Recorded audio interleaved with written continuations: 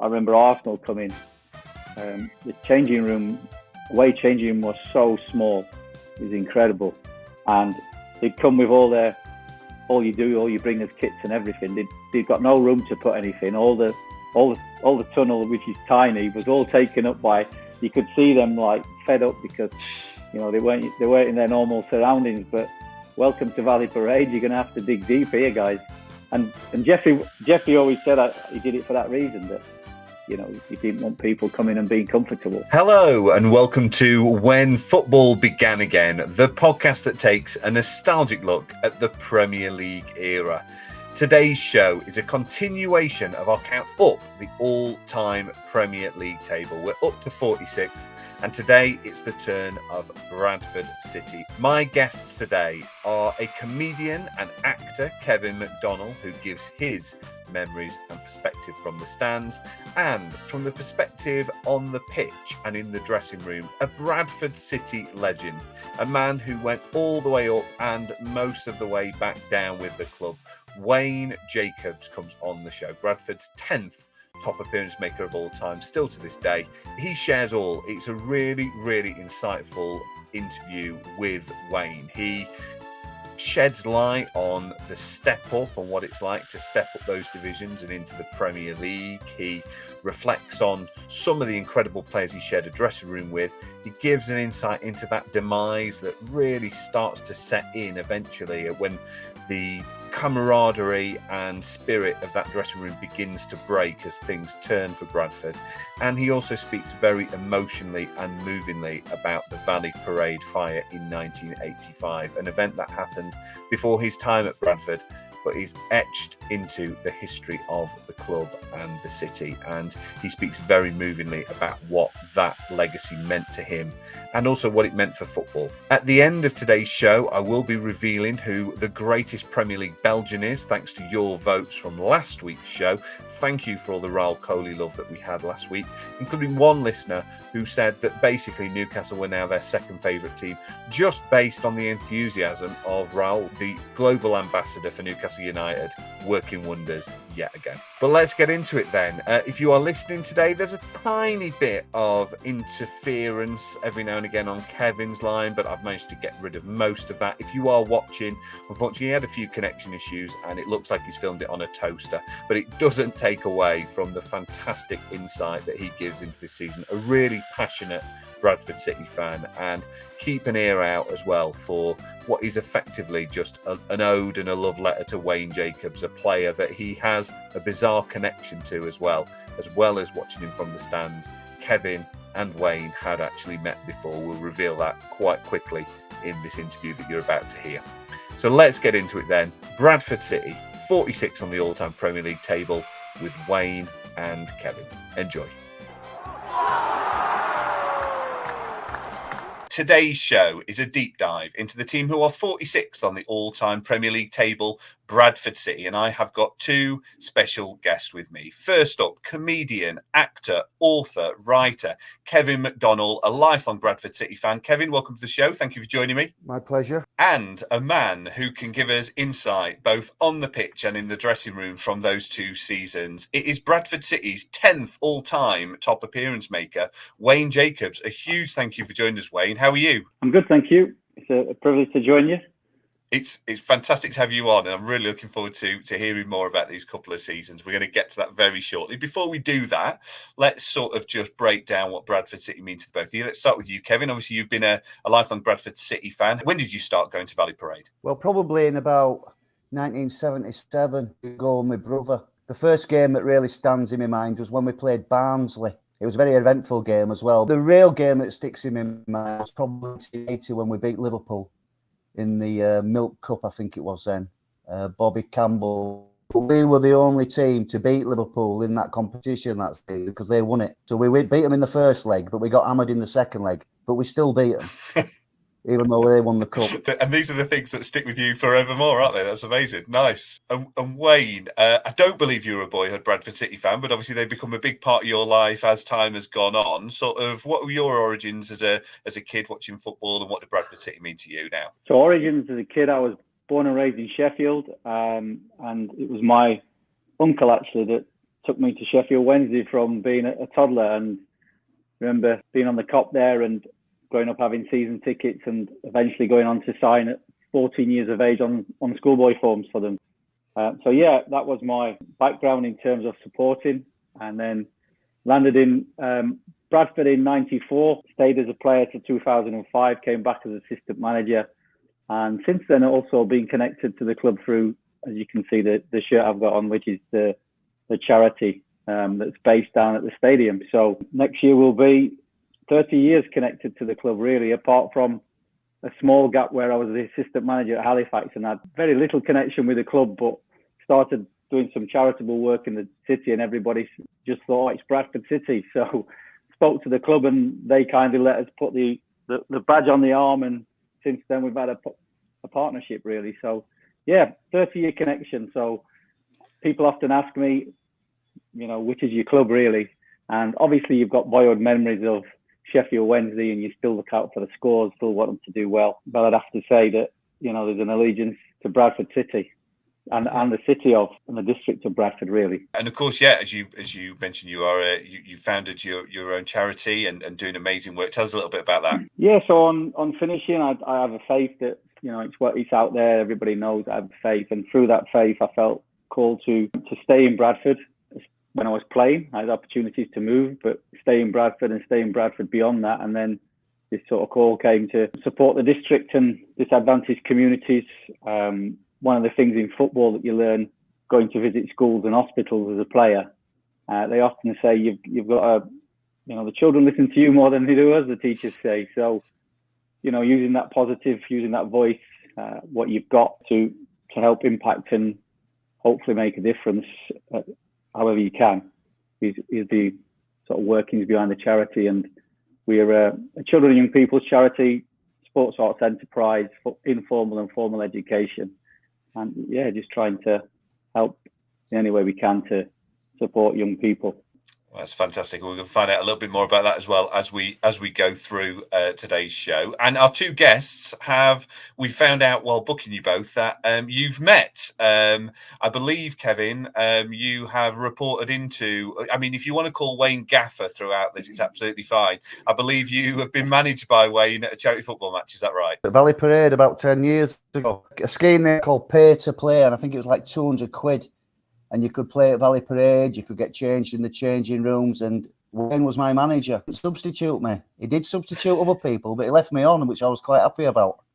So I'm forever grateful for it. This is the shirt that I wore. Yes, this is the shirt. Which I believe you were telling me they got your name spelt wrong on the back. Is that right? Bradford City. I'm playing for Bradford City. I'm playing at Valley Parade. I don't know whether you can see it, but anyway, they spelt my name wrong, but it doesn't matter. A lifetime memento. Fantastic.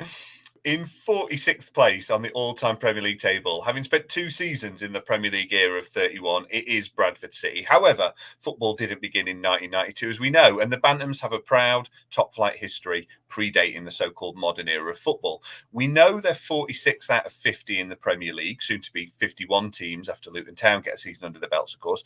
But of the 65 teams to have ever played in the top flight of English football, any guesses where they might be in the all-time top flight table? Do you want to take a stab, Kevin? I'd say we're probably about 60. 60? That's not... Okay, fine. Are you going higher or lower than that, Wayne? Definitely higher. Definitely higher. You're right to go higher. Bizarrely, in what can only be described as a statistical quirk, they're also 46th of the 65 teams in the top flight table. So they over 100 points above nearest rivals Brighton, Bristol City and Brentford in an almost alphabetical sequence in mid-table. There's a comfortable gap to historic local rivals Bradford Park Avenue, but a bit of a gap to West Yorkshire neighbours Huddersfield in 28th and Leeds in 19th. So the 46th best team of all time in the English top flight is Bradford City. Just behind Grimsby Town, Oldham Athletic and Watford. One decent season back in the top flight and they'd be clambering towards the top 40 at pace.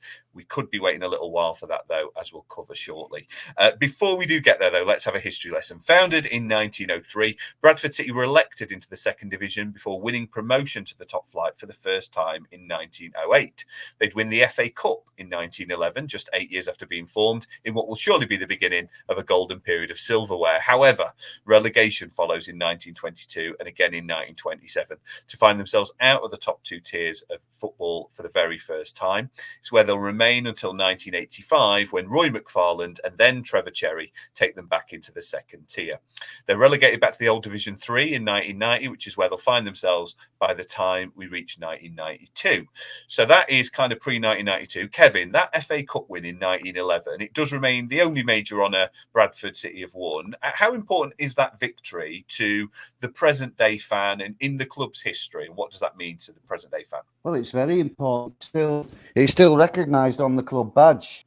So it's very important. I mean, at the time, one of the best teams in the country. It's very important. And Wayne, you're playing for Hull City during this period in the late 80s, early 90s. I imagine you'd have crossed paths with Bradford once or twice for the opposition. Do you have any particular memories of playing Bradford or maybe playing at Valley Parade before you'd signed? And there's a picture out there where I'm, in action. I've got my Hull City kit on, and I think I'm on the goal line trying to stop a goal. Don't really remember it apart from seeing the picture, but one I do remember is, I think it's Valley Parade. A good friend of mine, Greg Abbott, who wasn't a good friend at the time, but he tried to snap me in two and nearly did, actually. He was late. As a left back, I was just playing a ball down the line, and Greg came in, typical Greg Abbott, and smashed me and took my standing leg. Yeah, so that was one of my little remembrances of Valley Parade before I arrived there. Yeah. And then I had, for the Bradford fans out there, a little bit of a contact with Bradford itself through one of the ex-players called Lee Palin, who a lot of Bradford City fans remember really well. Lee was a good player. He came over the other way, actually. He signed for Hull from after being at Bradford. But when he was at Hull, he was always singing the praises of Bradford as a football club and what a family club it was. And he took us for a night out in Bradford back in the old days when it was its pomp, and so I had a little bit of a connection in that way as well. Yeah, definitely. Football was a more physical game probably at the start of your career than it was by the end of it. I think it was. That definitely was. Yeah, played in the transition. I like to say. Absolutely. Now, there is, of course, one event that predates 1992 that we should reflect on before we move on. Valley Parade was, very sadly, the scene of one of English football's darkest days in 1985, when just before half-time in the final game of the season against Lincoln City, a lit cigarette slipped between the wooden floorboards of the stands and ignited a large accumulation of rubbish. Within minutes, the entire stand is ablaze. On the same day, the club lifted the third division title in front of what was a bumper crowd, almost twice the season average. 56 people would lose their lives, and a further 265 would sustain injuries, many of them life-changing. Kevin, I've been to Valley Parade. The memorial there is beautiful. The stadium is a modern and safe place to watch football. Obviously, that wasn't the case in 1985 at Valley Parade, and lots of stadiums, as other tragedies would demonstrate. What is the legacy of that terrible day, and how is it remembered amongst Bradford City fans? Well, it's never forgotten, really. It's part of the club. It's always there. It's just you put it to the back of your mind, really. The legacy of, I suppose, is safe football stadiums. There was hills, things happened within the space of a few years. So I think all the Premier League grounds, all the safe stadiums are probably the legacy. Wayne, obviously you came to the football club about 10 years later, and Bradford City, I think, have always done a fantastic job in remembering those fans and marking the memory of them. I mean, how aware were you as a player of all of those events going on, and how involved has that been in your involvement in the club kind of in the 30 years since? Yeah, I think very sadly I was like most people. They it was all on the news back then, and showing those type of incidents was common practice, and so you saw everything really on the news that day, and obviously the shocking, terrible scenes, and everybody has those memories in your head, I guess, because once you see something like that, it's difficult, isn't it? They're more sensitive and don't show it now, but so was aware of it as a player, and then obviously coming, having the privilege of coming to join the club, see how much not just the football club but the city itself honours and remembers every year, rightly so, those that sadly lost their lives and the many that got injured. I was at a dinner once upstairs at the club, and sometimes you have to, as a player, you have to sit on tables, and you're the guest on that table. But this lady was sat beside of me, and she was really shaking, couldn't work out. She was really struggling. And after a little while, I said, "Are you okay?" And she said, "Yeah, it's the first time I've been back." Wow. Yeah. She said, I couldn't do it before. This is my first time I've ever been back. And those type of things hit you. And so, yeah, not just obviously devastating loss of lives, but injuries and, yeah, impacted. So the city really does honour it well. And if I may add, one of the other things to come out of it is, Kevin, like you say, that the stadia is a brilliant aspect of it, but is a burns unit that got developed from having to deal with it. And, yeah, the specialisms that came from dealing with burns and etc.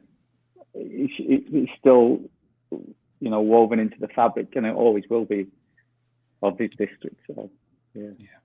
Yeah, certainly well said. And I think, as you mentioned, the Bradford is a centre of excellence for burns injuries, as a result of that day in supporting the community and the devastating impact of that event. To brighter times. That's pre-1992 dealt with. Let's start in 1994. Jeffrey Richmond takes over the stewardship of Division 2 Bradford City and vows to take the team to the Premier League within 5 years. Among the first signings of the Richmond era is a fresh-faced left-back from Rotherham by the name of Wayne Jacobs, but more on him shortly. Kevin, when Richmond takes over, the Premier League surely seems an unrealistic dream, but you're into Division 1 under Chris Kamara quite quickly before consolidating there. I mean, from a fan's point of view, you know, new chairman coming in, we're going to be in the Premier League in 5 years. Did it seem like the usual sort of bluster, or did you actually have a confidence that this could happen? Something changed for sure, because I remember shortly after he bought the club, because apparently he bought Ronson for £1 and sold them for 10 million quid. So he thought, this guy obviously knows what he's doing. I remember watching teletext and they'd signed Lee Power from Norwich. And I thought, you know, if we're going to throw that sort of money about. So I did have a confidence in him. Yeah, I didn't think he was like all mouth. I thought he's actually putting his money where his mouth is. And Wayne, what are your memories of those early days with Mr. Richmond? Did you have many kind of dealings with him directly? Yeah, over the years they grew more and more the longer I was there. He was a character, a wheeler dealer, that's for sure. But he had a vision. He had a vision, and it wasn't just a pipe dream, as we can see as the legacies there of a stadium. You know, sadly all the history around it, but there's a stadium there now that is, you know, way different from when he arrived.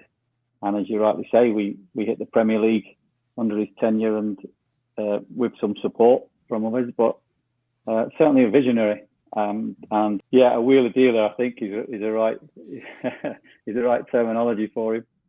And you joined under Chris Kamara, and I think you were in a team as well for a while there with Chris Waddle as well. What was Chris Waddle like as a teammate? What was Chris Kamara like as a gaffer? Well, I actually played with Chris, so Chris and I came at the same time.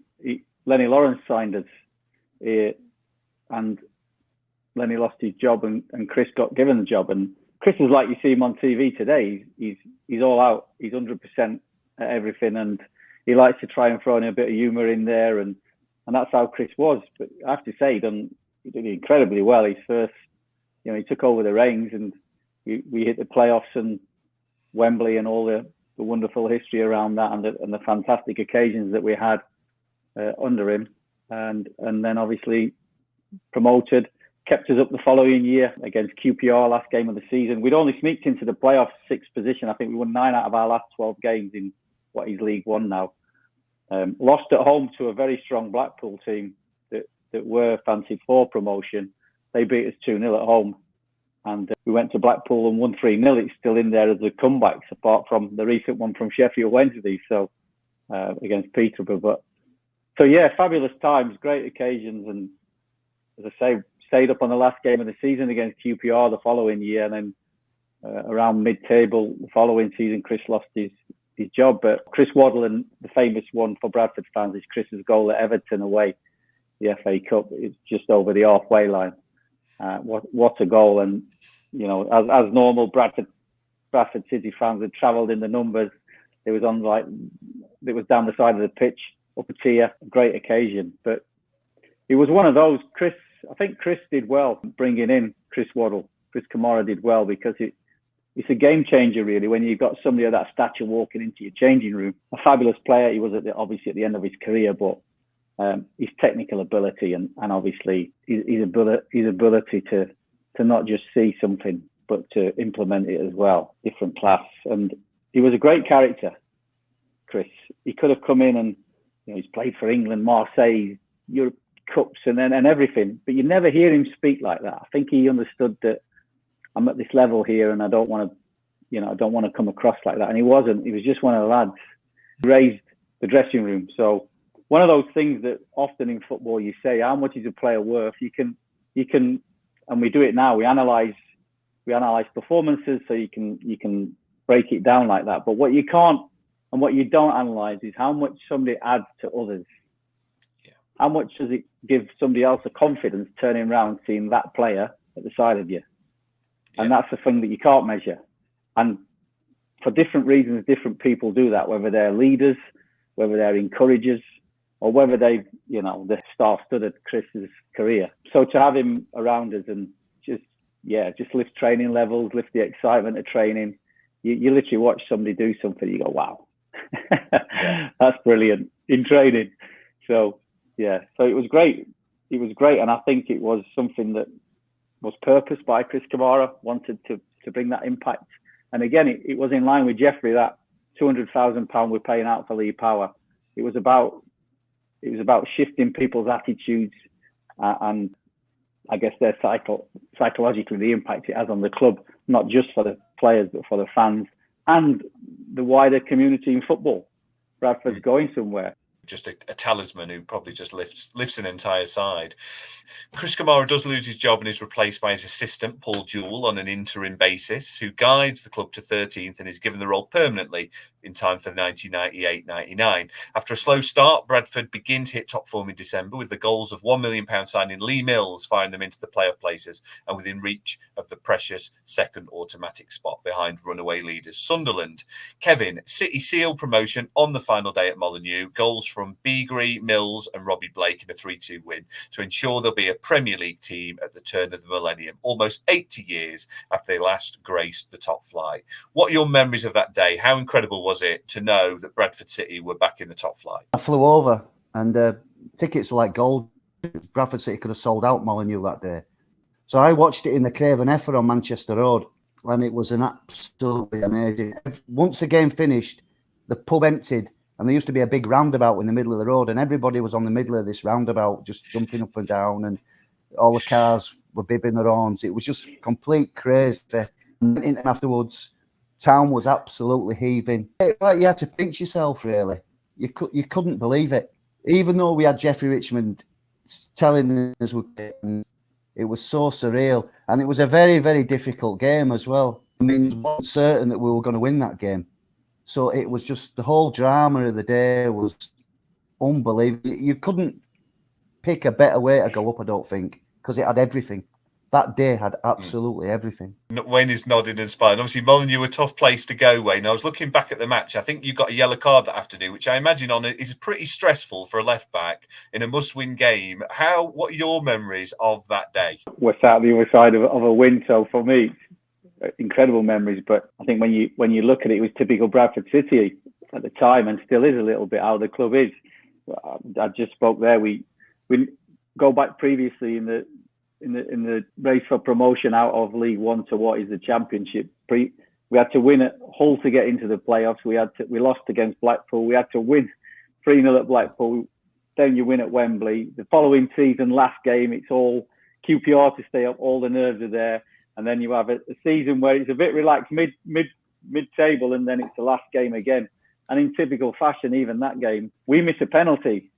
And if we score that, it's probably the easiest win in a playoff final. We played that well that day. But however, we didn't. We missed it, which is typical us. And then it's for the fans, it's nail-biting. And they actually at the inside of the post with a free kick to nearly level it. And we have to remember, we're trying to win that game to go up. They're trying to win it to get into the playoffs. So it's a massive game. Molineux is always a hard place to go. And I think Steve, because Steve Bull was there, obviously, talisman. I think Steve I don't think he started the game, if I remember. I think he came on that day. And obviously that produces a big lift and everything else. So But again, yeah, for the City fans, no fingernails left for them, as we do it in the typical style that we do. But an amazing occasion.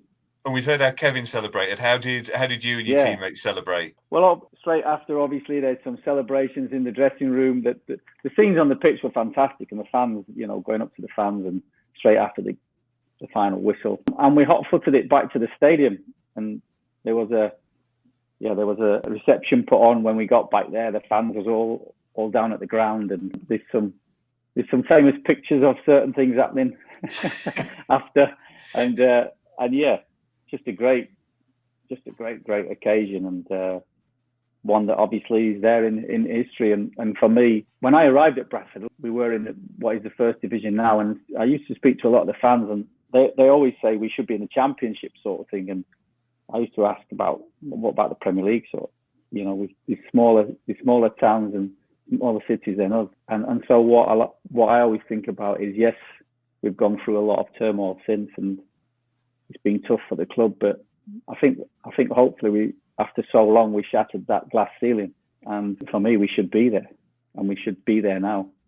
And that's a positive to come out of it amongst all the negatives, that you can do it. And we can do it. Bradford City are promoted. Jeffrey Richmond fulfills his promise. A busy summer of transfer activity sees some established Premier League experience brought in. Gunnar Haller, David Weatherall and Loney Lee Sharp joined from Leeds United, while Andy Myers, Neil Redfern and Dean Saunders, back from Benfica, are all familiar names too.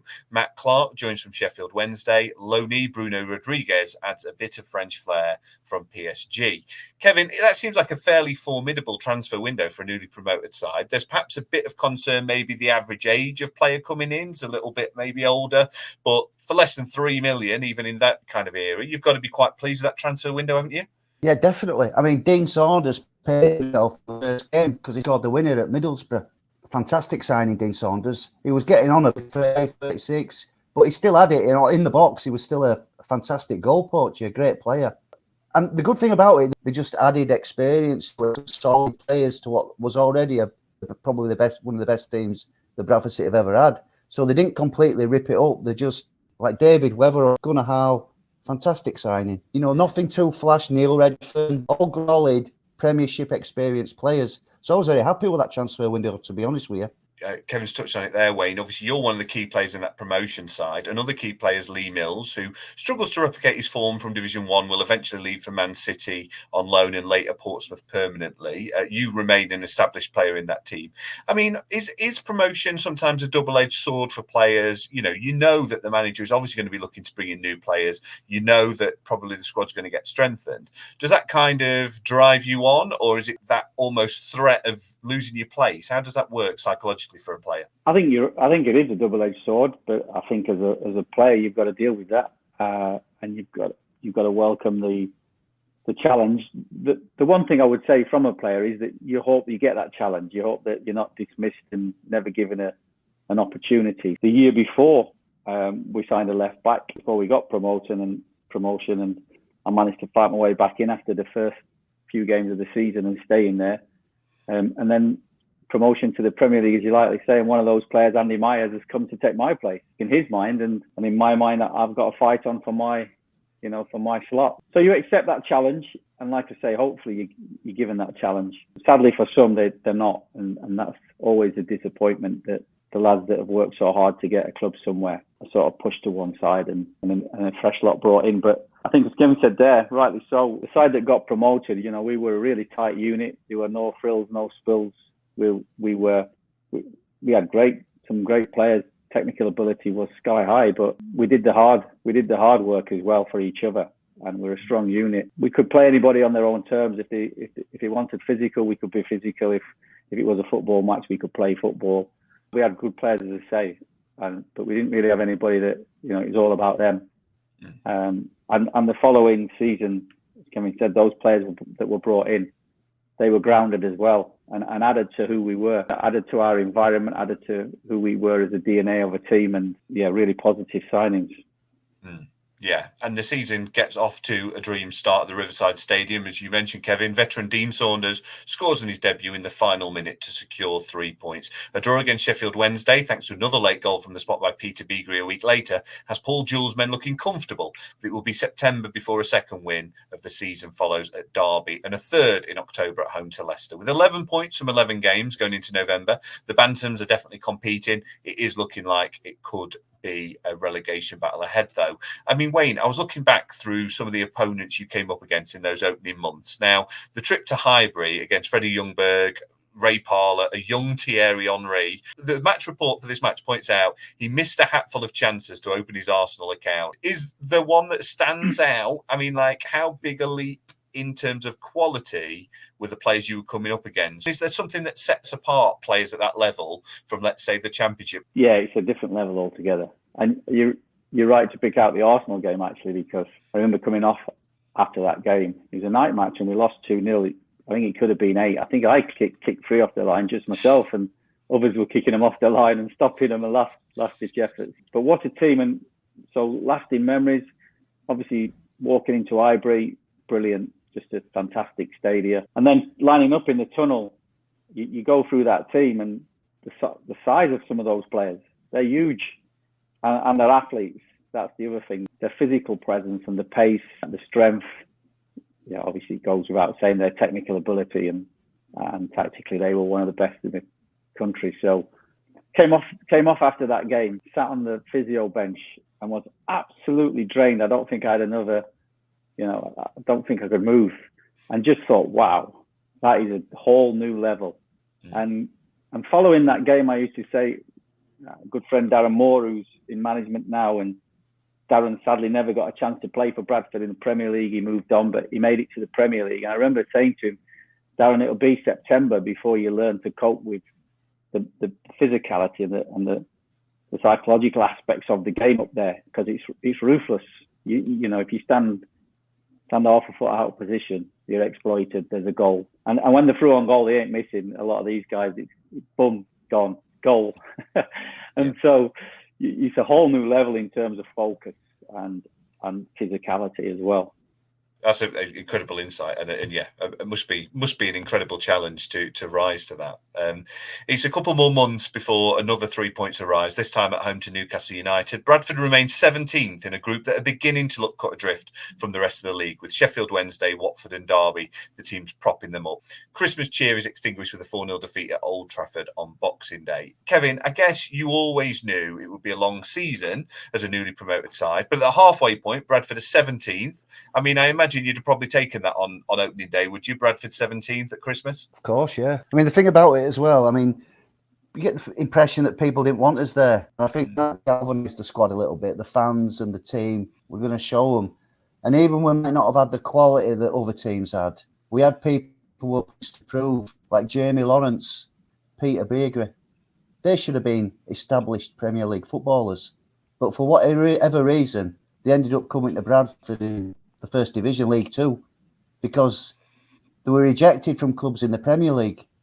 So they had a point to prove, the fans had a point to prove, and the whole club was galvanised. And I think we had that more than some of the other teams at the bottom. Bradford start the new millennium in the bottom 3. Derby climb above them. A home defeat to basement club Sheffield Wednesday piles the pressure on manager Paul Jewell, but then back-to-back wins against Watford and title-chasing Arsenal lift you back up to 17th place. Wayne, there's also precious points against Villa, Chelsea, Middlesbrough, Everton, Coventry and Spurs in the first 3 quarters of the season.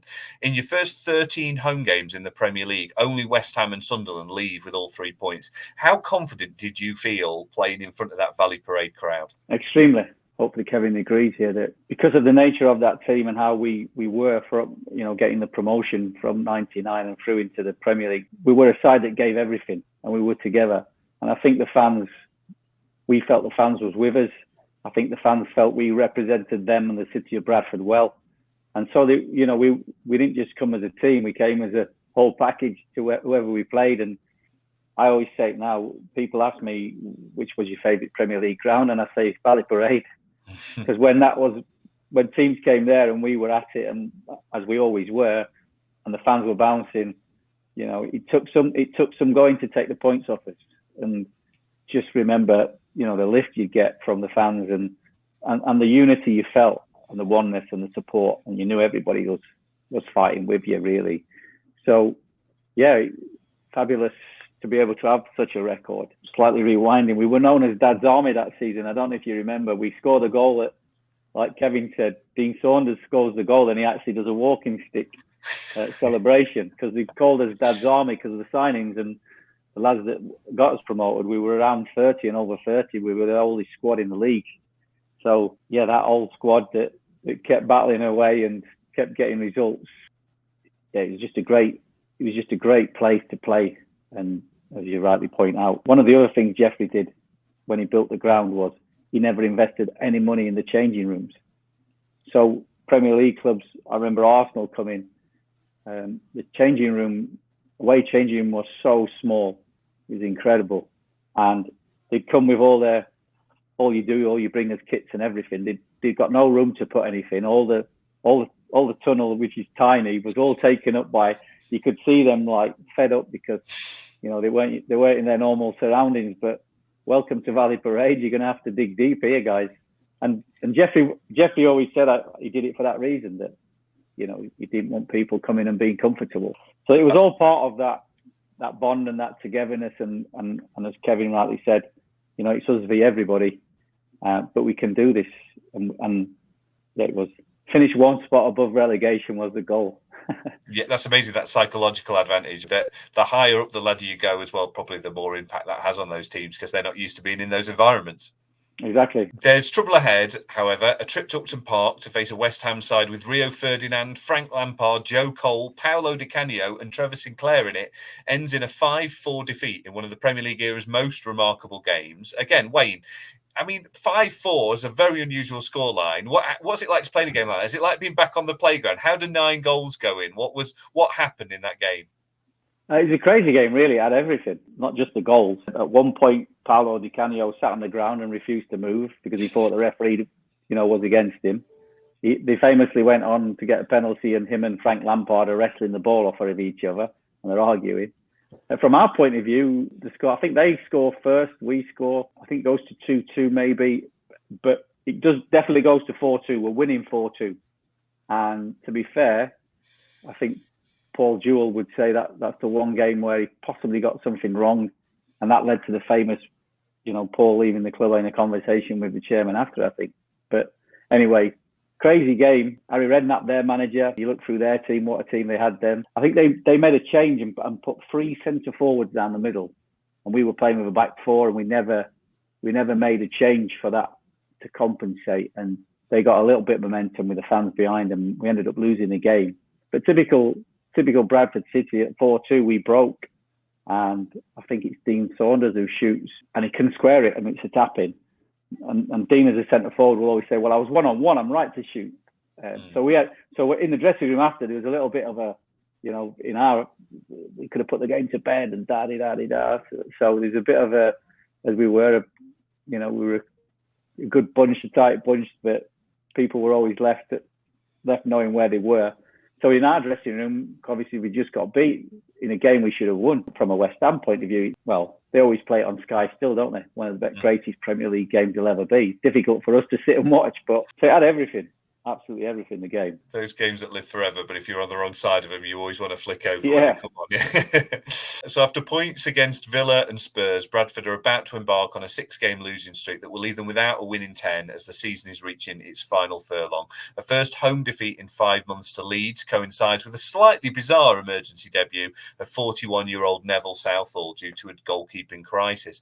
Kevin, obviously Leeds, big rivals, to see the home record ended by them. Are you fearing the worst at this point? Is there kind of the worry seeping in that Bradford appear to be on a bit of a terminal run towards the relegation zone? Can you remember that period? Yeah, well, losing to Leeds at that time wasn't as bad as losing to them in the Championship because they were a very good team. I always felt it was going to go right down to the wire because I knew the team that we had weren't going to give up. Yeah. I was pretty confident that it was going to go right to the end. Right, you were. I mean, in the middle of that poor run, Wayne, there's 2 4-0 defeats back-to-back at Coventry, then at home to Manchester United. However, there is one goal I have to ask you about, and I think you probably know the one I'm talking about, against Manchester United. Man United's third that day, a Bergkamp corner, met on the volley by Paul Scholes. Has there ever been a moment in your football career where you've come closer to just standing and applauding what you've seen the opposition do? Yeah, a couple of times, really, and that was one of them.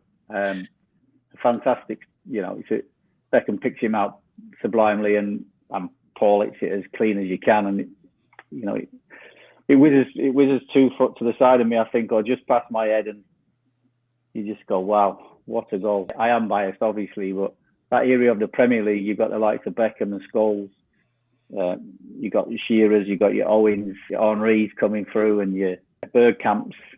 What an era, what a blessing to play in. And as you're rightly pointing out, the technical ability of some of the players at that time, just outstanding.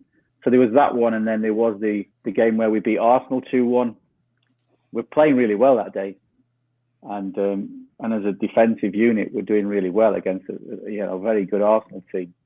And all of a sudden, there's a ball played up to the top, laid off, and Henry hits it in the bottom corner, and you look and you just clap, really, because you think we've done nothing wrong. They've not exploited us. Just incredible, incredible ability of some of the players at that time that you're playing against. Fantastic. And you just had to look and think, well, can't do much about that. That's brilliant. So, yeah, you just stand admiring and walking back to take a kick-off, really. It's amazing to think that from your perspective as a pro on the field, because obviously there's probably no greater compliment in football than when you see opposition fans applauding a goal that's just been scored against them. And actually, probably as a player, when you're sometimes coming up against amazing opposition like that. But yeah, it's probably just as well you didn't get your head in the way of that Paul Scholes volley. That could have been the end of your season, I think, with I have to say that I did well to get out of the way of that one. So the season's finale will bring with it hopes of an Easter miracle. A Dean Windass hat-trick in a 4-4 draw with fellow relegation battlers Derby County on Good Friday stops the rot, but still leaves Paul Jewell's men 5 points behind 17th place Wimbledon and with inferior goal difference with just 4 games left to play. It's looking bleak, but a miracle could still be on the cards. Easter Monday sees a 1-0 win at Sunderland that sets up a 6-pointer at home to Egil Olsen's Wimbledon. Valley Parade witnesses a controversial but comprehensive 3-0 win for the home side. Kevin, that is the match that obviously really turns it round, kind of going up against Wimbledon. It's a huge 6-pointer. Egil Olsen, slightly ill-fated short spell in charge of Wimbledon and in his wellies and all of that as well. What do you remember about playing Wimbledon that day? Yeah, I think there was a bit of trouble in the tunnel before the game. I think they played fight. Am I right? John Hartson got sent off later on. He got booked in the tunnel, I think. Yeah, Wayne's nodding. Yeah, I think the story is that John, great guy, John, obviously, a warrior of a footballer. I think the story goes he'd been out with the likes of Vinnie Jones and that previously, and I think Vinnie had said, give him a bit of an earful and said we used to win before we even got on the pitch. We'd win games in the tunnel, the old crazy gang, and it's well known that they, opposition players would get pinned up on walls and all kinds of stuff like that. The stories go. So I think that was the build into the game. And so in the tunnel, our dressing room is past the away dressing room at the end of the corridor. So when it comes for the bell to go for the teams to come out, we open the door and Wimbledon are in the tunnel and John says something and he tries to intimidate basically. And yeah, there's a little bit of a scuffle and some bits and bobs and that goes off. But I think that, as you rightly say, Kevin, he gets sent off. He's over-focused, John. He's got himself really angry and, he's frustrated at where Wimbledon are. And that spills over and he gets himself sent off on the day. And it's a comfortable 3-0 win, really. Is that the day you really believe, Kevin, as a fan, that Bradford were going to get out of this? Well, I mean, we were going in the right direction, that's for sure. No doubt about that. Well, having climbed out of the drop zone, a 3-0 defeat at Filbert Street in the final away game of the season, combined with the last gasp equaliser for Wimbledon in the wake of Egil Olsen's sacking, does leave Bradford needing to better their relegation rivals' result on the final day against Liverpool to survive. David Weatherall's early goal gives the home side something to cling on to. Wayne, you're on the bench for this game, which is a rarity, although you are drafted on for Peter Beagrie after 81 minutes in a bid to hold on to the lead. Talk me through the build-up to a game like that, the decision on the team, the anticipation, and I guess as well for you, if you're on the bench that day, you know you're maybe going to get called upon, and even coming on in the 81st minute, are you just laser focused on the job in hand? Are you feeling nerves there? Is it like in a cup final? Talk me through a day like that. I think obviously first and foremost, from my point of view, disappointed not to be playing, but could understand it because I'd come back into the team. I'd had a spell out of the team over the November, December, early January period, and came back in that Watford game and then stayed in the team. But then towards the end of the season, you look back and you think nowadays it would probably freshen you up. I was probably tired, and you look back and go, he's probably right to have left me out really from a physical point of view. But obviously disappointment to deal with at first, but then no problem once your head's around that. You're on the bench and you just, as we said earlier, you're all in it together and you're wanting desperately for a result. And then it's just, to be fair, the games in the previous seasons where there's been, big occasions, what you've got to win to get us from what is League One up to the Premier League. For a few of us, they're in there, and also the likes of Stuart McCall's played international football. I think we were ready. Nothing special in the build-up, apart from normal work, what you do. And the lads were up for the game and ready. And of course, you remember that we need to win to stay up. They need to win to go into Europe. So not just the end of season game for them where there's nothing to play for. It's a full-on game that everybody's, desperately trying to win. And as you rightly say, it's a magnificent header from David Weatherall. You watch it back still, and it's a great, great header. Kevin, I don't know how you feel about it, but what a header. It's Gunnar Haller who takes a free kick from the right. He just swings it in, and Webbs does so well. Incredible. It's perfect. Yeah. It's like a computer game. It's a fantastic header. Textbook, as they say. Textbook, we used to say. Brilliant. I watched that game in Belfast. Every time I watched a City game there, Chelsea versus Bradford, all the Liverpool, Man United fans would want Bradford to win. Pub in Belfast with some Liverpool fans, and we beat them. But to be honest with you, I think some Liverpool fans we were glad we won as well. Everybody wanted Bradford to win that. What a goal. I think, Wayne, how aware are you of what's going on at Wimbledon? Is that sort of the kind of thing that you're being kept updated in, or are you focused on your own game? Yeah, I think obviously that there's news and you can tell by fans' reactions and things like that. But to be fair for me, I'm just concentrating on what we can do, because if you don't do that, it's irrelevant what happens over there. Yeah. So it's all, we were always like that. It's up to us. And I think that was part of who we were, that do what we need to do. That's all you can do. Control the controllables, they say, don't they? So I think we had that strand in us. Just do what we need to do, then we'll see. Kevin, if Bradford City reaching the Premier League was a miracle to begin with, staying up and at the expense of Sheffield Wednesday and Wimbledon, who've been mainstays, I mean, as a fan, are you in dreamland? Yeah, I was thinking Champions League. It's on getting better and better. Where we were going was up. So the next logical step was Champions League. And why not? Yeah. That's the belief that Richmond brought into the club. Everybody started to believe. And it was something we'd never experienced before. And I never, ever, ever imagined we'd be back in fourth division. At that time, if you would have said to me, you'll be back in the fourth division in 20 years, I'd have said absolutely no chance. No way. Yeah. I would have said with more chance to winning European for being back in the fourth division. Yeah. But that's the way it goes. we come to that second season, a second season secured. It's surely the catalyst for Paul Jewell to commit his long-term future to the club. Instead, the manager does leave for Hillsborough, vowing to be the man to lead the Owls back to the top flight, having had a pretty large hand in relegating them. It came after his resignation was rejected by Jeffrey Richmond, who put him on gardening leave. He had previously labelled Bradford's 17th place finish a disappointment. Wayne, obviously Paul Jewell leaving, that must have been a shock. You all presumably finished for pre-season at this point. How do players find out news like this, that the manager's left in the year 2000? Do you replace Twitter with teletext? Is there a more formal communication that goes out? How do players find out? Yeah, sometimes, believe it or not, it is just another player ringing you up and have you heard sort of thing. It was a shock because obviously Paul Jewell, his first season in management, first full season, he takes us up to the Premier League. His second full season, he keeps us in there.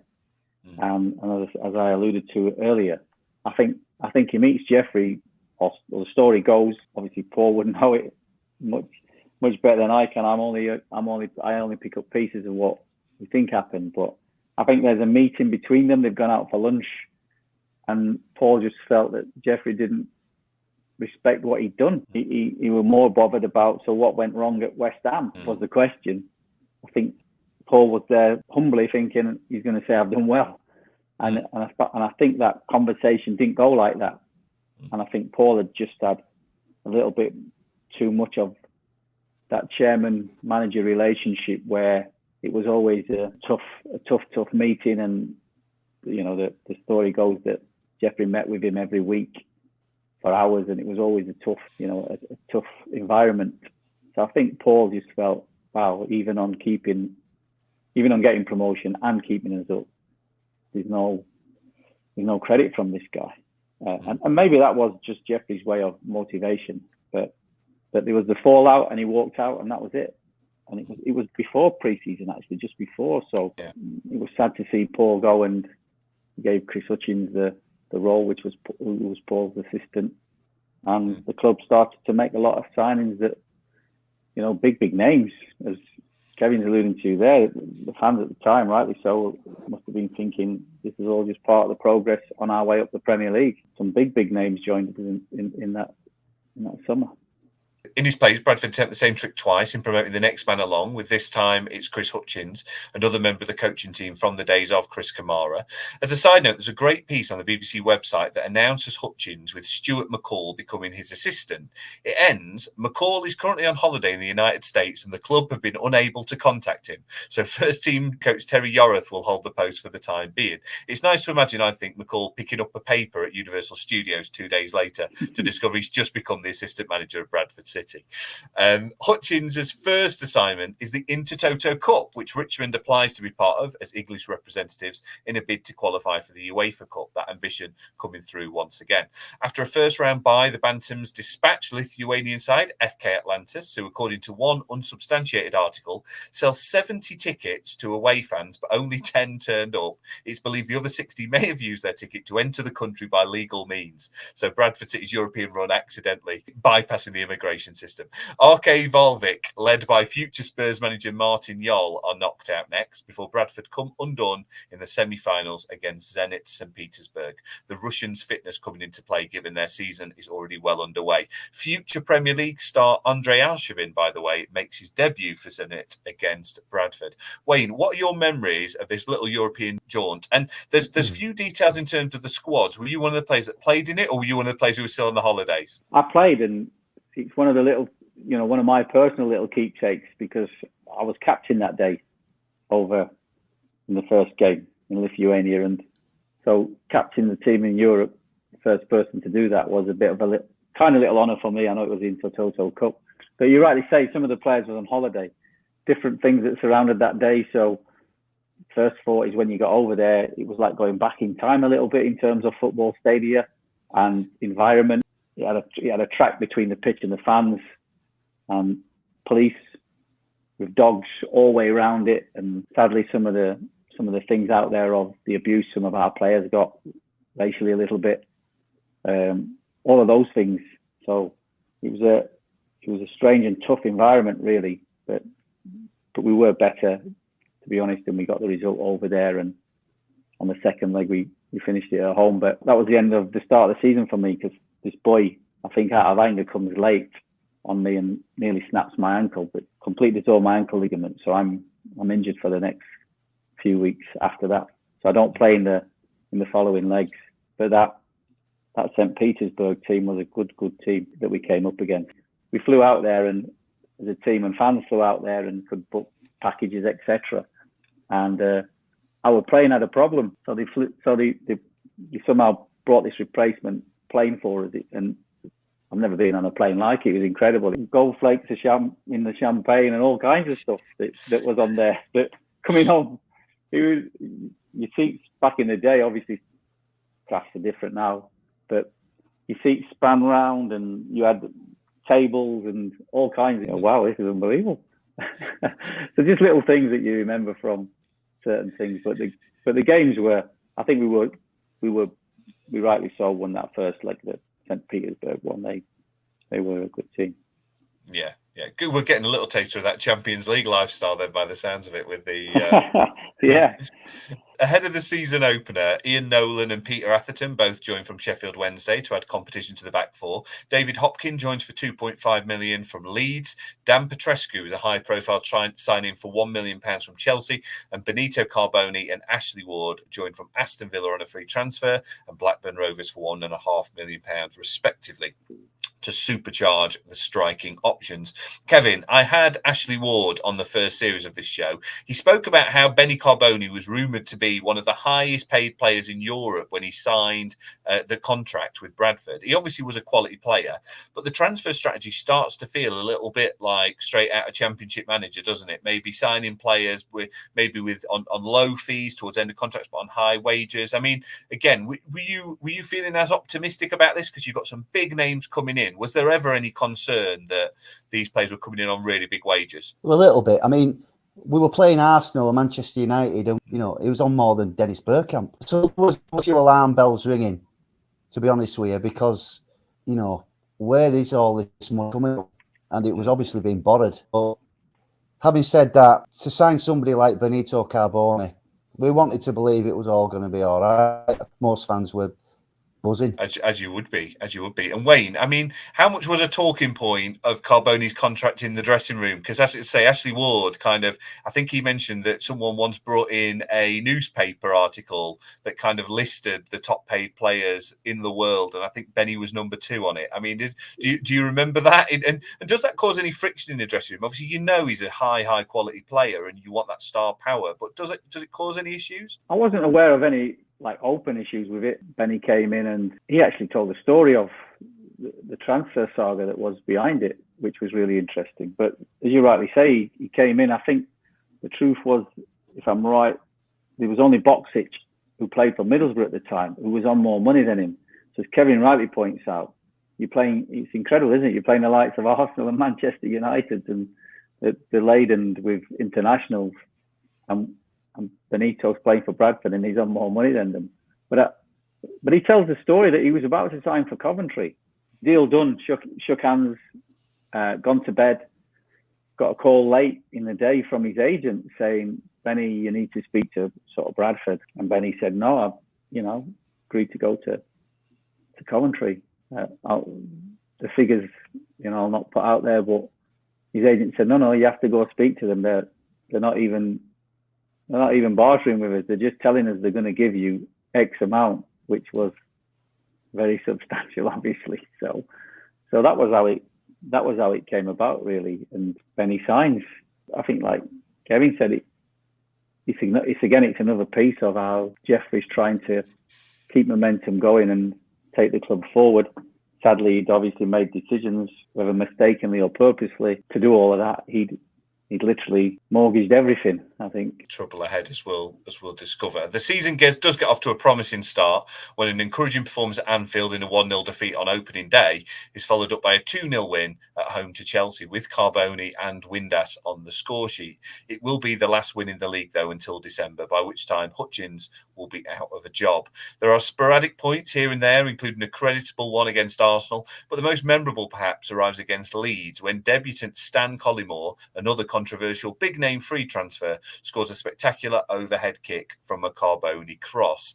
Kevin, Bradford are deeper in the mire at this point than in the previous season, with only a Derby side that's losing its way, keeping them off the bottom. Collymore does feel like a further removal maybe from that solid team that Bradford brought up and kept them there, and a return to the Championship manager's strategy of hoovering up whoever's available on a free despite big wages. Now, obviously, again, a really high-profile signing for a player who maybe is on the downward curve in his career. How was that signing welcomed by the fan base? Well, obviously it was welcome because he's such a class player. But at that point, you could see things starting to unravel. I'm not going to say they were mercenaries. That overhead goal was fantastic. You know, one of the best goals ever scored by a Bradford City player, probably, and against Leeds as well. You did get a real sense that things were beginning to unravel, that days might be on the horizon. And Wayne, obviously, he's a big name player, a controversial figure. I mean, did the Stan Collymore that arrived in training look like the same player who'd lit up the league a few seasons before? Or was it clear that maybe this was a player who was maybe a little past his peak but could still add something? There were flashes of, obviously, the Stan Collymore. I think it's only later that we find out that, obviously, the mental health problems he was facing, that he's very open about. You know, fair play to Stan. But that was evident, really, when you look back on his time at Bradford. Don't get me wrong, he did the best he can in a situation that's not great for himself.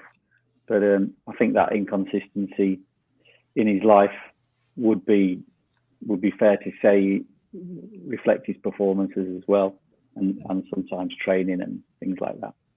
Yeah, no, very fair point. And actually, you know, so much is made in professional sport of physical injury in this time, but actually, yeah, mental health is a real thing that we've got much more awareness, I guess, quarter of a century on. After defeat at Charlton, Hutchins loses his job after just one win in 12 Premier League games. Stuart McCall, back from Orlando, presumably agrees to take over this time in person and oversees two more defeats, including a particularly damaging-looking one at Derby that leaves the Bantams bottom. In steps former Hearts boss Jim Jeffries, who brings Billy McKinley and Robert Molinar into the squad and is tasked with saving Bradford from the drop. It's the definition of a new manager bounce, picking up 5 points in his first 3 games and lifting his new side into 18th place with a second victory of the season against Coventry, sandwiched between points against Middlesbrough and Spurs. That 3-3 draw against Spurs earned after Ledley King's record-breaking opener after just 13 seconds, which was, for a while, the fastest Premier League goal. It is, unfortunately, false hope, though. Between the 10th of December and the 10th of April, Bradford collect just 6 points in 14 games to leave them cut well adrift at the bottom of the table. Tasked with reducing a bloated squad, Dan Petrescu leaves for Southampton, Stan Collymore for Real Oviedo, as Jim Jeffries publicly announces he only wants players willing to fight for the cause. There's a brief reprieve just after Easter when back-to-back victories over Charlton and Derby give the faintest hopes that another miraculous survival could be on the cards, but a 2-1 defeat at Goodison Park, where Carboni misses 2 penalties, means Bradford are down with 4 games remaining. Wayne, you played on that day against Everton.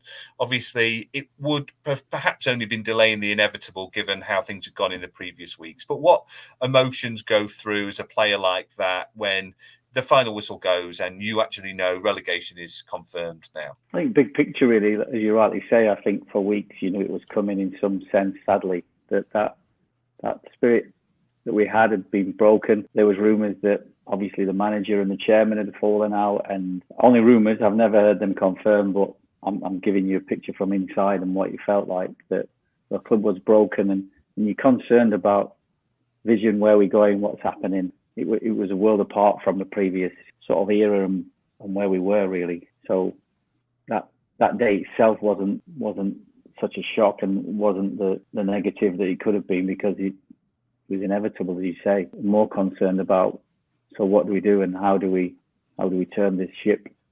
And we weren't to know the real issues sat underneath as well, which then come out. So difficult time. It's very difficult for the club. As you've alluded to there, Wade, I mean, Kevin, the Premier League dream is over. Bradford City's relegation is confirmed. Obviously, it was an expensive pursuit. And as you said, you never expected you could see the club back in the 4th tier. Was it all worthwhile, that adventure? I would have to say yes, because it was the 5 years, it was the building into the Premiership and staying in the Premiership. All that period was probably some of the best time in the club's history. You can never take them times away. Was it better to have loved and lost than not to have loved at all? So, yeah, I think it was worth it. let's take a moment to reflect on the last 31 years on the whole for Bradford City. We already covered that rise up the leagues under Jeffrey Richmond. He would also oversee the beginnings of their return down the leagues too. Overspending, relegation and the collapse of ITV Digital in the seasons that followed created a perfect storm that saw Bradford City go into administration and release all but 5 pros from the squad just over a year after relegation. Wayne, obviously you're one of those 5 pros to keep your place, but that must have been a really tumultuous period going on. Obviously, I know in football, moving on and kind of quite transient in terms of transfers is the norm. But what was that like to kind of live through and be one of those core players that remained at the club? Yeah, really different times, obviously. Normally the focus is for a player down on the training ground and match days. But I remember being away on holiday with my wife and family, and I got a call from the chairman, which unusual. Players don't usually get calls from the chairman. And he said, the club's going to go into administration and you're going to be sacked, sort of thing. I had no understanding why he called me that day, and came off the phone and said to my wife, and come back from holiday. And that's what happened. We went into administration, and Jeffrey and the club actually tried to sack the players, which I think was out there. I mean, you can't do that according to the FA. You can do it, but according to FA membership, if you do it, you get relegated down the pyramids.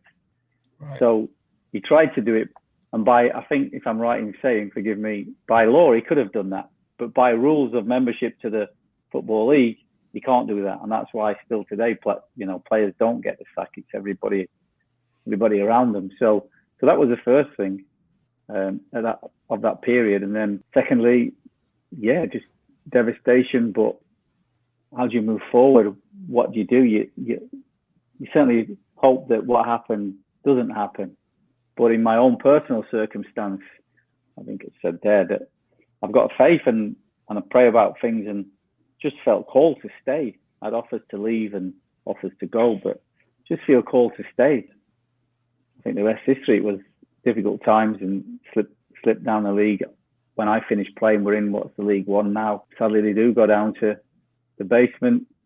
I come back as an assistant manager with Stuart at that time, and can't, desperately wanted for the fans to get us out of there, and fell at the last hurdle, really. Didn't quite get us into the playoffs and everything.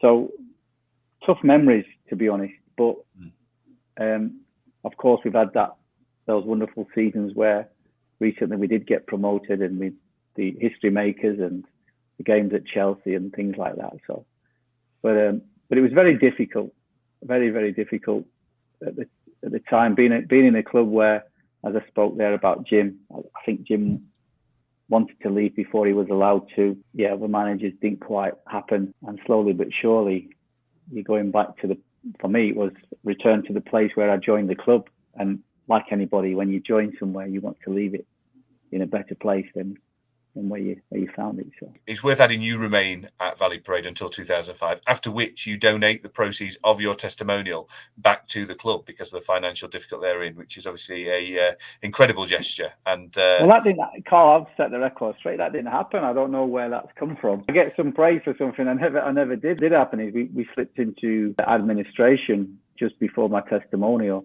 and there was talk of should we cancel it, and all the arrangement that go into it is a lot, really. So we had it, but we knew that the gate would be what it would be. There was a lot of businesses fell out with the club, and a lot of disappointment in the city. So, but I didn't. No, that's not true. So right. Whoever's put that out there, we'll put the record straight. That didn't happen. I think I was. I don't know if people got mixed up in that. There was a couple of experienced pros that took some drops in salary to extend contracts to help the club's cash flow at the time. So, and I was one of those, and maybe, I don't know whoever put that out there, but that first line ain't true. So. Okay. All right. Fair enough. Well, thank you. Thanks for setting that record straight. Jeffrey Richmond would later say, I will never ever forgive myself for spending the money we did. Looking back now, it was 6 weeks of madness and I hold my hands up. He later added, I went into my office on the following Monday and cleared my desk. As I drove away, I was in tears. It had been my life. I've never been back since. Richmond was declared bankrupt a few years later. So clearly a man who had a dream, and it was a period, obviously, of the Premier League. This is not many years after Jack Walker's won the league with Blackburn Rovers. But obviously football changing at a pace and the finances there, and perhaps overshot a little bit in terms of that ambition. Bradford are back in the 4th tier, where they'll remain for 6 years before an achievement that might even top the Premier League adventure. We'll find out in a moment. In the same season they secure promotion via the playoffs, they also reached the League Cup final, becoming the first 4th tier side to do that since Rochdale over half a century earlier. Kevin, the wins over Arsenal and Aston Villa on the way to Wembley, what were those nights like at Valley Parade? Senior side run out at Wembley in a League Cup final. I mean, it must have been a throwback to this period that we've talked about and just absolute dreamland. Is that fair? Yeah, totally unbelievable, because a Premier League team. And I remember going to Wigan away and we beat them on penalties. There were 5,000 City fans there. We had more than half the crowds. We beat a Premier League team, fantastic. We beat them on penalties. But it just kept on getting better and better. By the time we got to the semi-final, you sort of think, we're going to win this, you know. I think we're going to end up winning this blooming cup. Wembley was like, it just showed how huge this club could be if it was run properly and got to the top tier again. I mean, there was 33,000 tickets sold for the final. They probably could have sold another 20 on top of that, no problem. Yeah, it was just amazing. Unfortunately, Swansea were just far too good for us at the last hurdle. Yeah. But Aston Villa away, James Anson, the spirit in that team was unbelievable. Hell of a run, incredible to watch as a neutral as well. After promotion, there were a couple of playoff campaigns that gave hope of a return to the Championship, but Millwall paid to both before relegation back to League Two in 2019, where they remained at the time of recording. Bumper crowds over the last decade or so have meant Valley Parade has regularly become home to the biggest crowds in League Two. An average attendance alone, they'd be halfway up the Championship, which you'd imagine is the goal that has been matched by the ambitious appointment of former Premier League star and manager Mark Hughes. Wayne, is Mark Hughes as good at management as he is at crisp volleys? What a question. I mean, you have to say on the first point, his volley is incredible. And I had the privilege of being on a coaching course where somebody asked him to, they put somebody to take a corner, a bit Scholes-esque. Somebody took a corner to him on the edge of a box. This is when he finished his career, and he just turned around and smashed it in the top corner. It was unbelievable. What a management career he's had. I mean, gosh, he took the job here, but never been outside the Premier League before then in terms of management. And the size of the club's obviously international. So we're hoping that he's not finished his management career. So by the time he's finished with Bradford City, I'd like to say yes, he's as good a manager as these crisp volleys.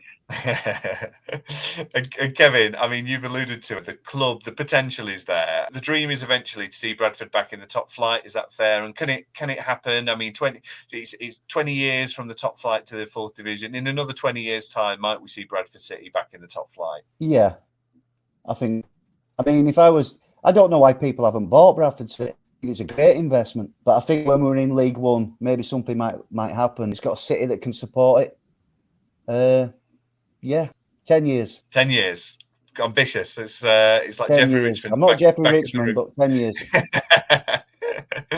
So we love a stat on this show. I've done like a little calculation just for some fun of where Bradford's position is, their average position, I should say, in the last 31 years since 1992. Do you want to take a guess, either of you, where Bradford might be if you averaged out all their positions since 1992? Where might they be on the league ladder? Do you want to start, Kevin? Yeah, I would say 51.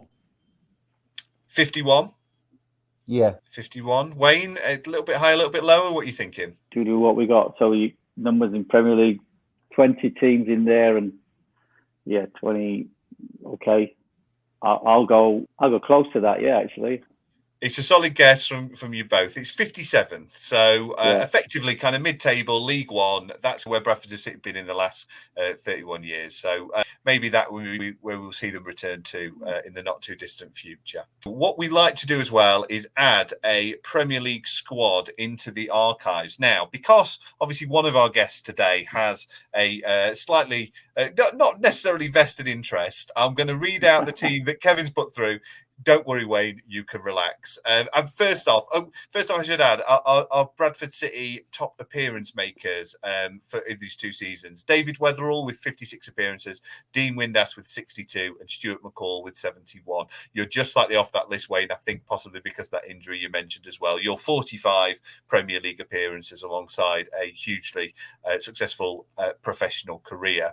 Dean Windass is Bradford's top scorer in the Premier League with 10 goals. Peter Beagrey has 8 and Robbie Blake has 6. Lee Mills and Benny Carboni have 5 apiece. So that is Bradford City. The overall Premier League record is 2 seasons where they played 76, won 14, drew 20 and lost 42, scoring 68 goals along the way and conceding 138, giving them a total goal difference of -70 and a points total of 62 points, leaving them in 46th place on the all-time Premier League table after 31 seasons. So the Premier League Bradford City 11 and subs that Kevin has picked for us is Matt Clark in goal. It is Gunnar Haller at right back, David Weatherall and Andy O'Brien at centre half, and Wayne Jacobs left back.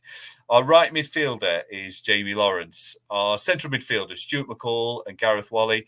Our left midfielder is Peter Beagrey. And up front, we've got Dean Windass and Benny Carboni. On the subs bench, Gary Walsh, Robbie Blake, Lee Mills, Robert Molinar, and John Dreyer. So, Kevin, I mean, firstly, you've put Wayne in left back. I believe you are a huge fan of Wayne and his time at Bradford City. Why was he so dependable? Sorry to embarrass you, Wayne, talking about you like you're not here. Yeah, well, I think I've touched on it because he went up the next division and then to the Premier League. And every time they signed a player to take his position, he beat off the competition.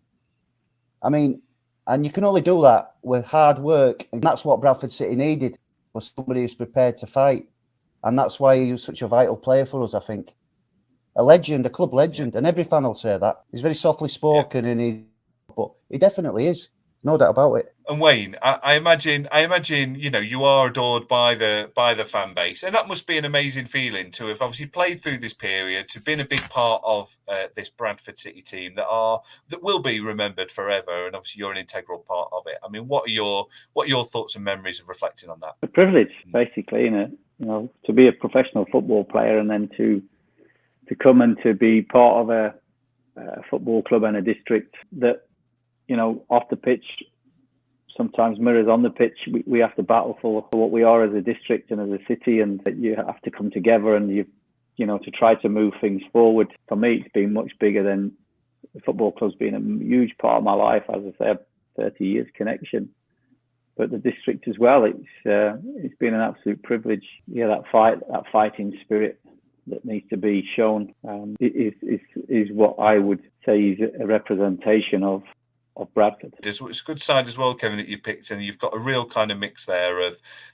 you know, there's real stardust in the likes of Carboni and Beagrey. I mean, you've got then just fantastic professional players who, you know, were just the core of that team. And as you touch upon there, Wayne, that is kind of the spirit, I think, of this Bradford City side. So, gentlemen, it's been an absolute pleasure having you both on the show today. Thank you so much for joining me. Kevin, let's start with you. Obviously, I believe you are you're acting at the moment in a production. Is that right? Tell us a little bit more about kind of what you've got going on at the moment. I've just finished one. I played Bob in Rita Sue and Bob 2 at Bradford Playhouse. So I just went for an audition last night. I'm going to be playing a bouncer in a comedy in my next production. Set in a Yorkshire nightclub. Nice. Is somebody playing Bobby Campbell and you'll have to throw him out, Kevin? Yeah. Well, I've got a lot of influence that much. We'll have to keep an eye out for that one, Kevin. And Wayne, we mentioned your charity at the start. Tell us a little bit more about the amazing work that you do. Well, yeah, we obviously work to try and improve and help support young people's lives that may be a disadvantage for whatever reason, and engagement activities, enrichment and enhancement through sports, arts and enterprise, trips, visits, residentials, all of those kind of things. So lots of programs and lots of initiatives for the young people to get involved in and create a pathway, hopefully, that we can support them with. Fantastic. And we will put a link to your charity in the comments as well. But gentlemen, it's been an absolute pleasure speaking to you both. Thank you for your time today. Thank you. Thank you.